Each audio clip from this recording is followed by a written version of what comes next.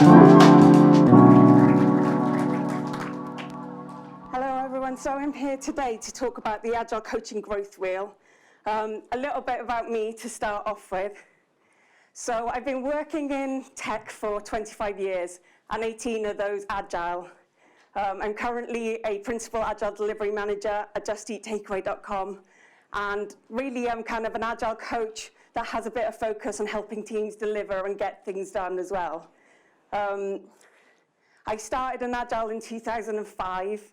I was working at the time in a company in Bath that were doing waterfall projects, and the IT manager went to a conference and came back and heard all about Agile, but specifically lean software development.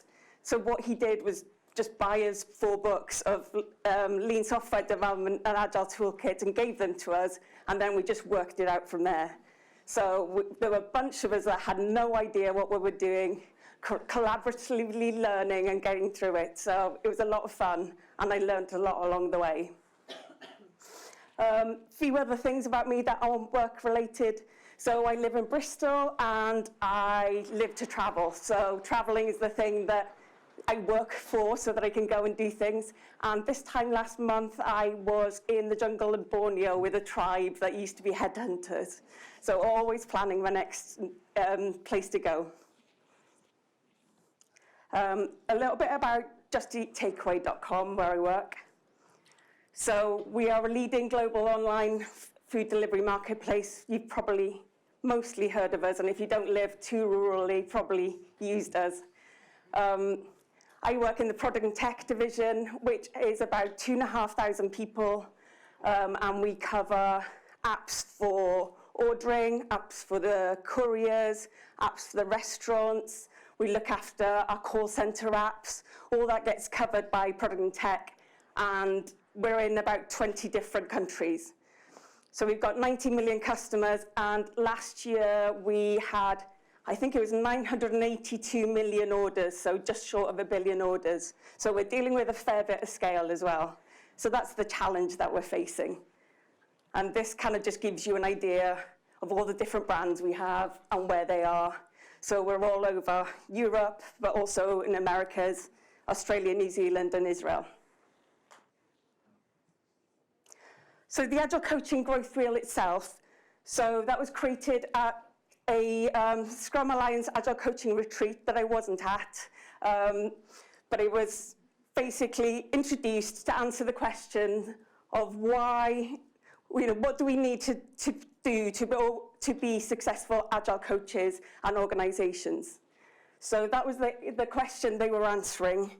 It was built upon work that had previously been done by Lisa Atkins and Michael Spade, where they had an X-wing model that kind of looked at the different coaching stances that we took. So looking at things like, when would we be a mentor? When would we be a facilitator, a coach, and that kind of thing? And dividing it into mindset and also the skills that you need. And here's your first look at the growth wheel. Has anybody used the growth wheel before, seen the growth wheel before? Hands up. Cool. Anybody used it with their teams? Yeah. Anybody here was part of the team that defined it? No.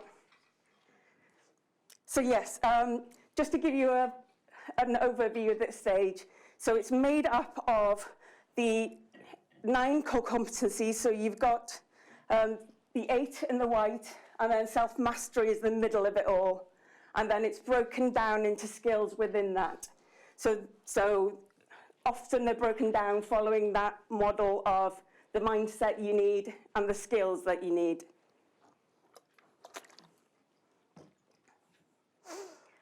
So I'll talk a little bit about what we've done with it at JustEatTakeaway.com in the last year and how we've been using it, and also what values brought to us. So for me personally, I'm now working as a Principal Agile Delivery Manager, and a lot of my time is not just being an individual contributor and doing things myself, but it's now about coaching and mentoring others and trying to help others succeed. So that's my personal mission at the moment, is kind of giving back, I guess, to the community that I've been part of for a long time. As part of our Agile Coaching Guild, we had a book club work, and we were reading this book by Bob Gallen, which is Extraordinarily Badass Agile Coaching. And this is a really good book that talks about the different stances that you take. It's really good for really reflecting on your practice as an Agile coach, or I think any sort of Agile leader. I think it's a really good book for that, and it has some chapters on the Agile Coaching Growth Wheel. And that's when I thought it would be a really useful thing to run with the teams that we have at Just Eat Takeaway. We started off in one of our book club sessions just kind of putting a wheel up and scoring ourselves, and it really provided us with some clarity on the things that we could improve, the things we could work on. And it helped us get to a position where it was always actionable, and there's always things that you could do with it. So why is it so hard to define good Agile leadership? For us at the time at Just Eat Takeaway, we had just gone through a merger. We had merged with another company, and we were at the stage where we were merging teams together. So we had, teams that did similar things on different platforms that were being merged to work together. And we had a whole load of different Agile leadership. So we had, in some cases, we had Scrum Masters. Some cases we had Agile coaches. Some places we had delivery managers. And it was all a bit confusing because some teams would have one, and other teams would have another. And the expectations were really, really difficult to understand. You kind of didn't really know what flavor a person was turning up to help you or your team. And the expectations were really unclear. And I think this is something that I see a lot in the industry. So there's no one good way of being an Agile leader, because it changes all the time. I think it's really important for us to keep on learning, keep on growing, and keep on evolving our skills, because I think that's a really important thing. Every organization is different, so that makes it really hard to define what's expected from Agile leadership too. You can't do the same thing in one company as worked in another. The organizational context really does matter. We have a heavy focus on soft skills, and they're always difficult to measure. It's always difficult to know how do you measure your soft skills. It's much easier to know whether a developer is performing, and also to do things like create development plans for engineers and that kind of stuff. It's much easier because the skills are hard skills, and it can be really difficult when our world is sometimes seen as fluffy. And there hasn't been that many clear industry standards of what good looks like. So the Agile Coaching Growth Wheel is trying to answer that question and trying to define that. It's created by the Scrum Alliance, which is one of the big organizations in the Agile world. Obviously, it's got 350,000 certified people, I think, through the Scrum Alliance. So it's a widely accepted sort of organization.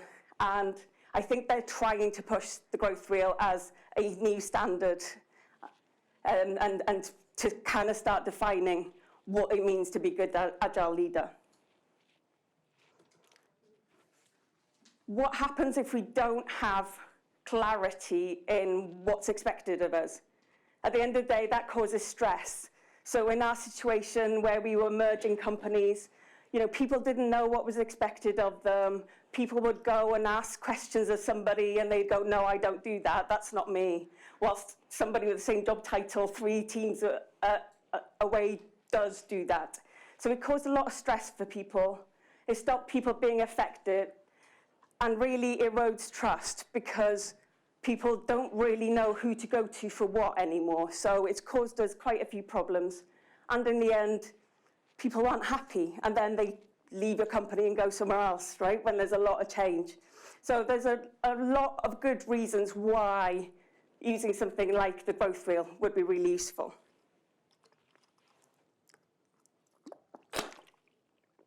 So I'll go into a bit more detail about what the growth wheel is. So I've shown you this already. There's also the website that's on the bottom here, the agilecoachinggrowthwheel.org. It's a really, really useful place to go. It has descriptions of all the competencies, and it's got really detailed information about each of them in there. So it's a really valuable resource. Like I mentioned, there's 9 core competencies. So it covers your Agile and Lean practitioner. There's serving the business, serving the team, all kinds of things that make up this. And in terms of the skill levels, so there are 5 different skill levels based on the Dreyfus model of acquisition. And the beginner is basically somebody who can describe a change. So it doesn't necessarily have a lot of practical experience, needs to work with a more senior person, needs to be coached, but has started on their journey. An advanced beginner is the same, but it has actually started doing more practical work and can probably identify what needs to be done in an area, but might not know yet how to actually get that implemented. Your practitioner is somebody who's comfortable in it day to day, who can take care of that competency and not need a lot of supervision. The guide is somebody who can look at more complex problems, but also help others and guide others and maybe mentor others who are more early on in their skill levels here. And then the catalyst, this is somebody who knows all the theory and can come up with their own ideas based on what they know. So can go off script a little bit more. People who are talking at conferences on a topic or at meetups and that kind of stuff, that is the catalyst. So what you do with the wheel is you go through each of these skill levels and you decide where you fit on the wheel for that particular competency. So you look at it, read the descriptions and decide, am I a beginner, an advanced beginner, a practitioner, and sort of decide your level. So I'll go through each of these in a bit more detail. So the self-mastery side of things, so this is looking after your own personal development. It's your emotional intelligence, it's your self-awareness, all of this comes into the self-mastery. And this is at the center of the circle because this is really a very important part of it, of being able to look at yourself, how you're showing up in situations and how you're doing as a person. Your Agile and Lean practitioner, so this is your frameworks that you know, your Agile mindset, all this kind of stuff comes in here. There's serving, which is divided into 2. So there's serving the team, but also serving the business. So this is things like transparency, things like managing your stakeholders, all that comes under serving. We've got coaching, so this is professional coaching, working either one-to-one with a person or perhaps with teams. And this is, the techniques of, asking open questions, all this kind of stuff to help individuals or teams to come up with solutions themselves. So you are not advising or telling them what to do at this point. You are just coaching people to come up with their own solutions. Facilitating, so this is things like creating safe spaces for people to work, creating open environments that people feel safe, they feel that they can speak up, and then allowing people to be more open and more innovative. There's guiding learning, so this contains a few different things. It contains things like training courses if you need to do a training course for somebody. It includes mentoring in here as well, so this is sort of guiding people through their growth. Then the final 3, we've got advising. So this is where you use your skills and experience and knowledge to guide people and tell people what options are, what they should be doing. So being a lot more directive than sort of if you were coaching people. Leading is about setting a vision and helping and inspiring other people to follow that vision. And then we've got transforming. So that's things like organizational design and also managing the change and making sure that the change sticks. So those are the key things they've come up with. And I know that they had Agile coaches in mind, but actually I think this does apply to any sort of Agile leadership. It's the same set of skills. You might find somebody who's a delivery manager might have a certain flavor of them compared to somebody who's an Agile coach, but I think it's still the same core skills. So I think this can be applied to any Agile leader. So the things I'm going to cover and talk about what we did at Just Eat Takeaway is the way we went about it was to have an individual assessment. So basically what this was me sitting down with members of the team who wanted to go through the Agile Coaching Growth Wheel and having sessions of about an hour to an hour and a half going through and talking to them about where they were placing on the wheel. We then had a team view that I'll show you, and also we used it for recruitment as well. So I'll go through and tell you a little bit about what I did in each of the circumstances. So I'll start with the individual sessions. So there are some key things here. It's not to be used for comparing individuals, because once you do that, the whole value is gone. So it was definitely for individuals to own and reflect on their own growth and learning. I think this is really important. It's something that could be used to compare people if in the wrong hands kind of thing. It could be, but then as soon as you start doing that, you lose the value because people stop being honest about where they are. People want to sell themselves rather than, necessarily just being open about their skill set. I found it really useful that having a neutral facilitator to run it was great. So somebody who's not a line manager, who's not, going to be sort of somebody who could be in a position to compare people, just using a neutral facilitator. So in my role, I don't have any line reports, and I was just running it for members of our delivery team.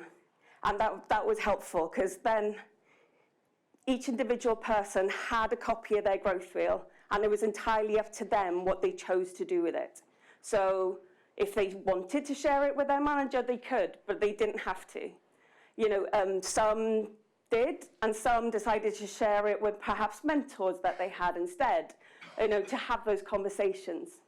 Oh, has that disappeared? Okay. So, yeah, having the neutral facilitator was really important, I think. I think it could be done by line managers sometimes, but they would have to work much harder at setting that safety and ensuring that people understood what it would be used for. I think it would, you'd have to work much harder at establishing that. And the good thing about it is it's a technique that once we've run it with people once, then they own their own growth wheel. It's not something that you run every 6 months with people in a facilitated way. It becomes a living model that people can look at, decide what actions they want to take, and then come back and review it and re-review it. So that's the important thing about it. I found the sessions were wonderful. I felt really privileged to get this time to spend with the people on my team, and I learned tons about people that I didn't know before. And I think that's the really important thing about doing it individually with each person. I have seen people do it in group sessions where you all kind of score yourselves as you go. And I think that's really interesting and valuable in certain situations. So it kind of works in things like guilds, because you know who the expert is to go to. But if you do it with a team that know each other very well, actually people change their scores because they go, oh, hold on, person X has put themselves down as professional, and I think, I might be know more than them, so they'll adjust it without knowing anything about this person's work history, what they've done before. So I think you get a more realistic view if you do it with each person individually. So I think that was a really important thing. So this is what I went through in the individual sessions. So this is basically a Miro board that I created that has the wheel on there. We would have the discussions, go through the descriptions of each competencies, and people would drag their icon to wherever the appropriate place was for them. So everybody now in the team has a copy of one of these. And what we did was, at the end of the session, when the scoring's all done, started to talk and brainstorm, what can we do to adjust one of these?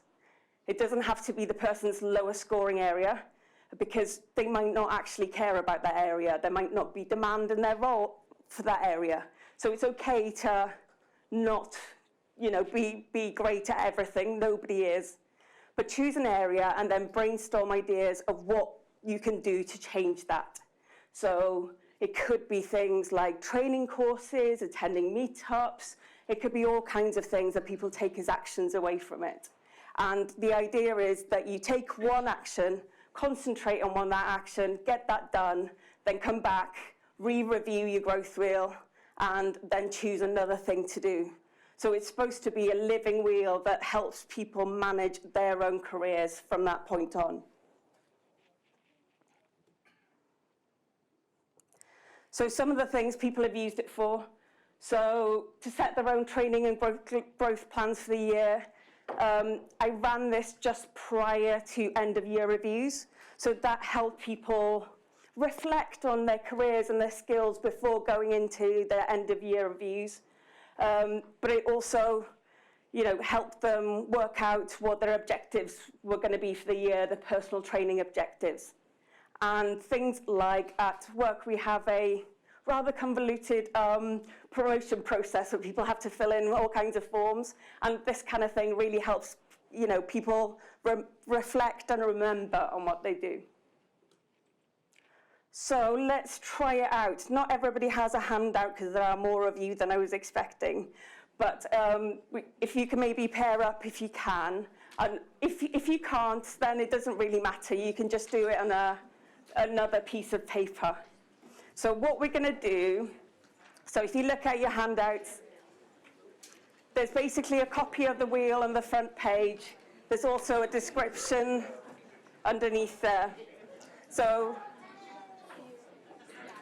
what we're going to do is take a few minutes to just look at the skill level. So looking specifically at the Agile principle skill under Agile and Lean practitioner.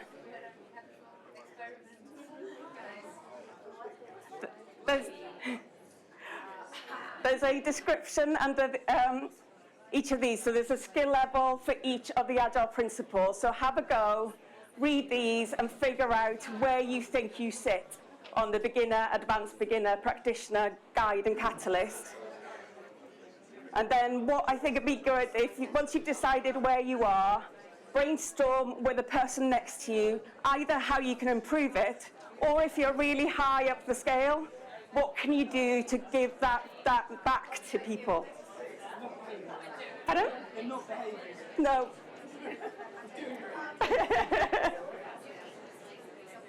So I'll give you a few minutes to do that.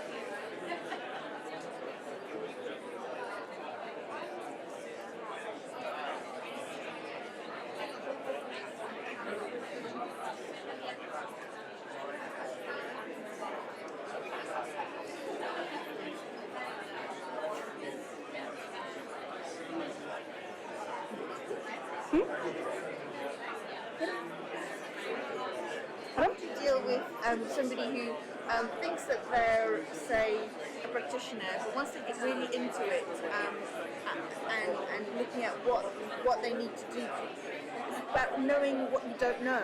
So if they mark themselves.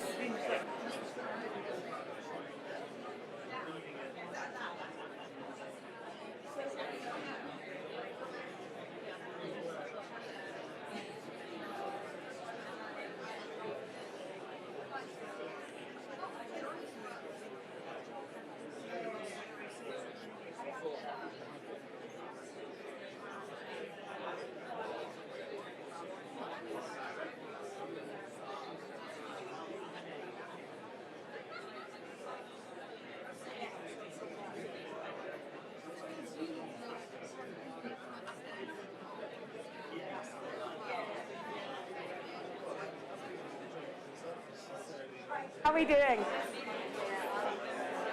Are we coming to the end of that?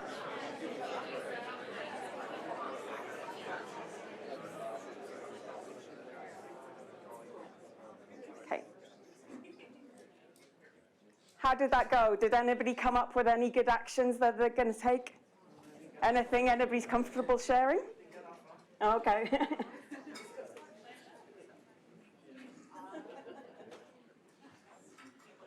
Okay, so there are a few key things to watch out for as a facilitator of these sessions. So one thing that came really obvious to me in the running of it, I know I've heard studies about job specifications that women feel they need to tick off everything on a job specification before they'll apply, whilst men feel confident are about 50%. And I found that really, really true as I ran these sessions.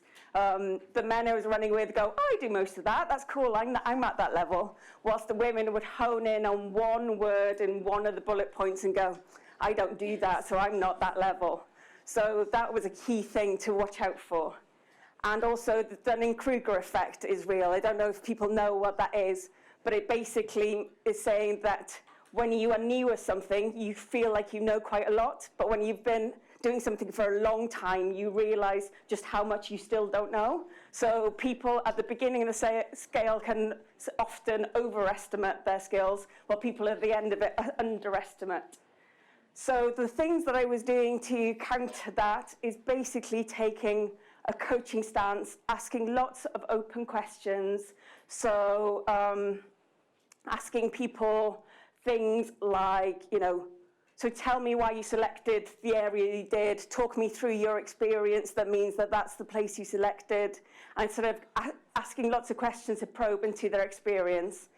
And for the one where women were less likely to put themselves in an area than the men, I was just basically applying a rule. So I decided whilst I was running it that 50% was what I needed to tick something off as a certain level. So if somebody was honing in on a specific word, I'd go, yes, but you do everything else on this list, don't you? And trying to coach people and guide people so that they were being fair to themselves. So yeah, it was sometimes a delicate facilitation. And also you get people who think they might be better at something than they are, and you just ask them to talk through the experiences, So yeah, it was a very interesting thing to run with a team. And timing is everything. In terms of people's confidence and how good they feel about themselves, if you run this when they've just been beaten up in a horrible project from hell, they're not going to go, yeah, I'm awesome at everything. So, I often ask people, if you were with a different team or in a different situation, do you think you have the skills to do this?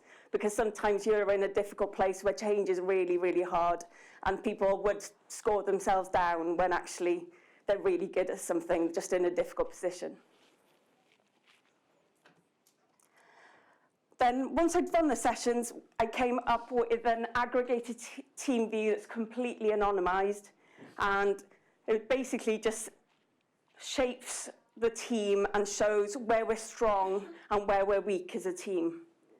So this has been really useful for line managers to see, so they can do things like look at what training is needed across the team, look at what we might cover in the team days when we all get together, try and help people pair with mentors that can help in a certain area. So it's been really useful for getting a group view. And then also the recruitment side of things, using it as supplementary to company job specifications and role descriptions when trying to think of questions for people, and working out which of these competencies matter to that particular job. So you might be recruiting somebody to work on a really technical piece of work that needs a lot of stakeholder management and needs a lot of transformation, or you might be looking for somebody who's working in team and needs a lot of facilitation skills. So you can look at these competencies and figure out which one match the role you're looking for, and it helps you, think of questions to cover. And you can also recruit for gaps. So if you're looking for a new person to join the team, you can recruit and find somebody who's strong in an area where you're perhaps weak as a team. So the recap. So these are the things I think was most important, that it's absolutely about people's growth, not their performance. This is not a performance assessment. It's based on industry standards, and I think the Scrum Alliance have recently released a new version of it that's got lots of descriptions behind it, and I think they're wanting it to become the leading industry standard. Whether it actually will be, I don't know, but I think it's a useful basis. It enables people to own their own growth and development, which in turn reduces stress. People understand what's expected of them. You get, helps them define their training goals, their training plans, and there's loads of information available on the website. And these are the benefits that we saw at Just Eat Takeaway. It's supporting people's growth and learning. It's really action-oriented, so it's not just sort of a discussion, but people are taking away things that make improvements. Industry standard, and it helps support leadership to help them help their teams. So it's been something that's been really valuable to us at a time of a lot of change. And that's it. Thank you very much.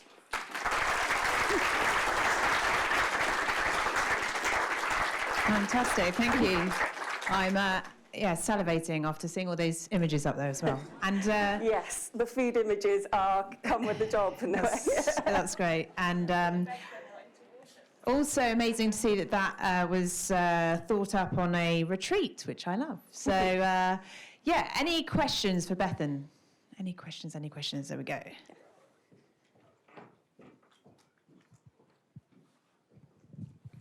No, thank you very much, Bethan. That was a really good overview of what's a really interesting framework for people. Clearly, that framework, you are anticipating it being used for people's own personal development. You explicitly stated not to be used for performance management. How do you recommend you do performance manage an Agile coach? Oh, good question. These are the same skills, I guess, that you would be assessing people on for performance management, right? These are well, I think they are a really good set of standard industry skills. But I just think that you would do it in a different process, because this needs to be about openness and honesty. And I think sometimes our performance management structures are not conducive to that. Everybody's trying to sell what they've done. You know, it's kind of there's sometimes a natural tension there between the person reviewing you and what you're trying to put forward. And I guess I was trying to avoid that completely in this scenario. But yes, whether I believe performance reviews and that kind of stuff are useful, that's probably a different conversation. As somebody who's a contractor for 10 years, I'm not a particular fan, but there we go. Great. Any more questions? Have we got another one?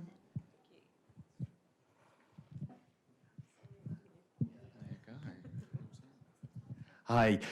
So I've got a question about the recruitment element of it. The organisation I work for is going through a similar kind of competency-based approach and adopting it. And we're having a big discussion about when we use it in recruitment, what level are we if we put it, as an essential criteria or just mention it, that you should be operating at this level, should we be recruiting people that meet it or show potential to meet it? Or, how hard and fast would you say you should recruit to it, when you're trying to fill gaps and stuff? Yeah, so I guess I would expect different things depending on the level of role that I was recruiting in for. So somebody who's coming in a junior role, I would, not really look for much more than the advanced beginner kind of level, I would say. But you would adapt it depending to the level of role. But I'm a big fan of recruiting for attitude and aptitude rather than necessarily having the skills walking in through the door. I think that those things are really, really important, and how people will, work within your culture. I think that's a really important thing as well. So it's one thing to consider, but yeah, something to, I guess it supplements the process, but really having the right frame of mind and the right attitude, I think, is the thing to really look out for. Okay, what time for one more? Yeah. Do you think there's any value in this in terms of, obviously it's aimed at Agile coaches? Can you use any of this with people that you are coaching in the wider business, just to learn more about Agile, to become a more Agile facing business, when they don't necessarily need to get to the level of coaching, but just need to be more aware of how Agile works? Yeah, I think it's a really good way of describing what our roles are. And I think there's a lot of ambiguity, because especially the term Agile coach could mean anything, right? And you get a wide variety of skills and a wide variety of people in there. So I think this is definitely useful for talking to people around that. I think it could be something that would help structure a conversation and help structure the discussions you want to be having with them. So yes, I think it really could be valuable. It's not something I've done personally, but yes, I could see that. Okay, let's give Bethan a nice big round of applause.